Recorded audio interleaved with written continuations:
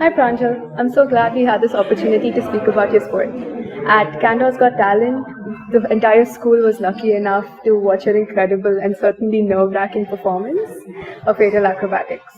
Every single person around me, student and staff alike, was on the edge of their seats, nerves on end, with so much fear in their eyes you'd think it was them 20 feet in the air. Ever since, everyone's minds have been buzzing with the same questions, so I'm here to ask you a few of them.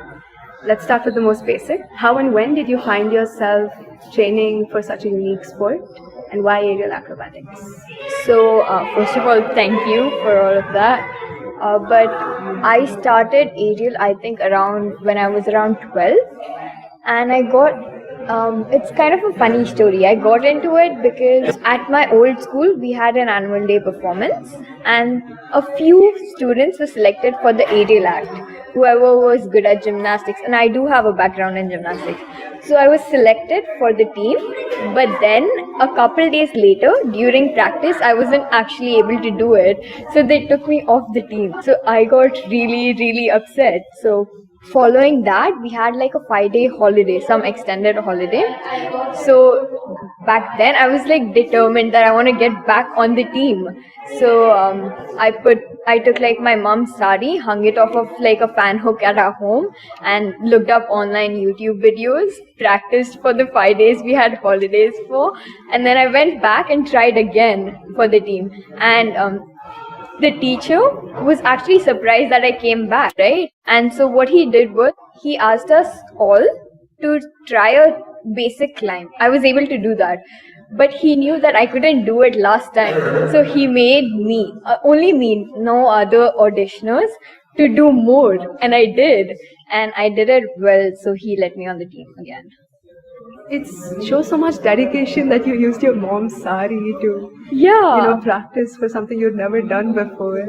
I just knew that I wanted to get back on the team somehow, and so I did it. And in that 5 days, when I looked up videos and tried new things, I was just really fascinated by it, and I just knew that I wanted to do it again. Sounds amazing. What was it that drew you back to it? What was it that made you want to do it so badly? I think it was a very new sport, something that I've never seen before. And when I was practicing, actually, I came across a lot of videos and they looked really thrilling. So I just wanted to try it again. So it was the excitement. Yeah, exactly. It's a very demanding sport, I'm sure. And you said you had a background in gymnastics as well. Right. Both are very demanding. So what has been the hardest thing about learning a sport like that?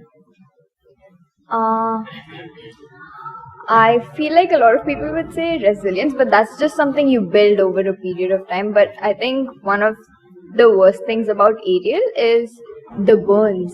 So basically, the fabric, when it's in contact with your skin, and if the fabric slides, because of the friction, it burns your skin and it like rips off your skin. So I've had a fair share of nasty burns, like on my thighs, on my waist, on my arms. And so yeah, one of the worst burns that I had, it took 3 weeks to heal. So yeah, that's so painful.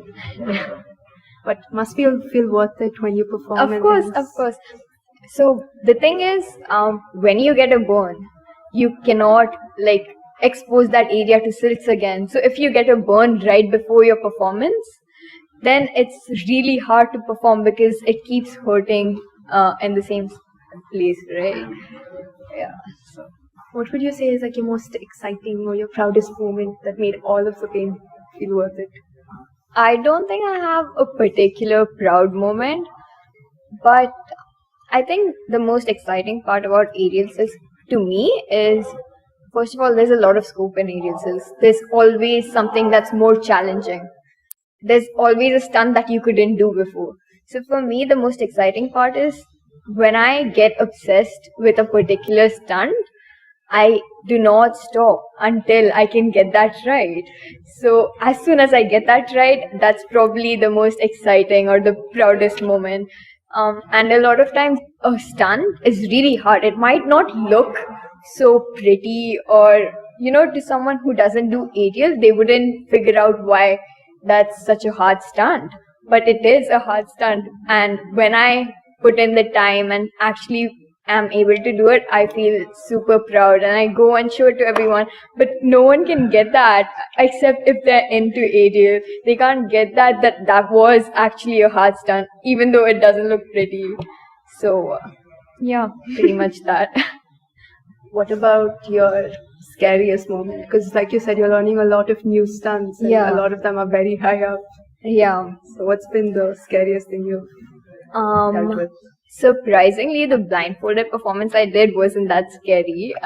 Because I think the scariest moment was, so there's this one particular drop. It's called a neck hang split drop. So there's essentially a loop around your neck, and you're in a split, both your legs tied to fabrics, and you whip your head out of the loop, and you fall straight like 10, like not 10 meters, maybe like a good 6 meters down, straight down into a split. So I think initially that was really scary because whenever I looked at it online, I always saw disclaimers and warnings about how if you don't whip out your head fast enough, you can choke and or your hair could get stuck and ripped off. But I convinced myself to do it. Except since you drop down directly 6 meters, no slack, nothing to stop you. It's just a straight drop, right? So I had to start high up, even when I'm practicing. So the first time I did it, I actually fell down 6 meters and I lost my grip on my hands and I fell completely backwards. So that was one of the scariest moments because I dropped a lot. But thankfully nothing happened. Nothing serious happened because there was a safety mat underneath. Sounds absolutely terrifying, even if there was a scene. Yeah. But I got it right eventually, so I'm happy with it now. Can't even imagine falling from such a height, forget being at that height. What has been your biggest learning from all these scrapes and falls and victories? I think one of the biggest learnings is patience. I'm not a patient person, but I've realized that with consistent effort and with patience, you can get there. And this was basically to one of the stunts that took me almost, I think, around 1.5 years to 2 years to learn. I just wouldn't get it, and I would get so frustrated. But I didn't stop trying to get there, and eventually I did. So I think that's one of the biggest learnings. That's some serious commitment you have. How have lessons like that carried forward into your life? Like how is, how much time you spend dedicated to the sport impacted the rest of your life? I think at this point, aerials become more of like a way of creative expression for me. I love spending time on the silks. I love exploring new stunts, exploring new flows, trying it out with different musics. So yeah, I think it's gotten out like a creative side of me. What would you think people should know before considering exploring aerials as a form of self-expression the way you are? One thing that I often see people say is that I'm not flexible enough or I'm not strong enough to do aerials. So the first thing for you to understand is that if you commit and if you persist, you'll get there. Everyone has to start from zero. If you don't have that skill, that's all right. You can still learn aerial. Yeah, that's about it. Another thing I would say is if you're gonna start aerial, I would really recommend consulting a professional, at least when you learn the foundation, because this is kind of a mistake I made on my part. So after the performance at my school, I left school, I dropped out of school, and I was homeschooled for 4 years. So I was basically learning aerial by myself, and all my foundational skills are self-taught.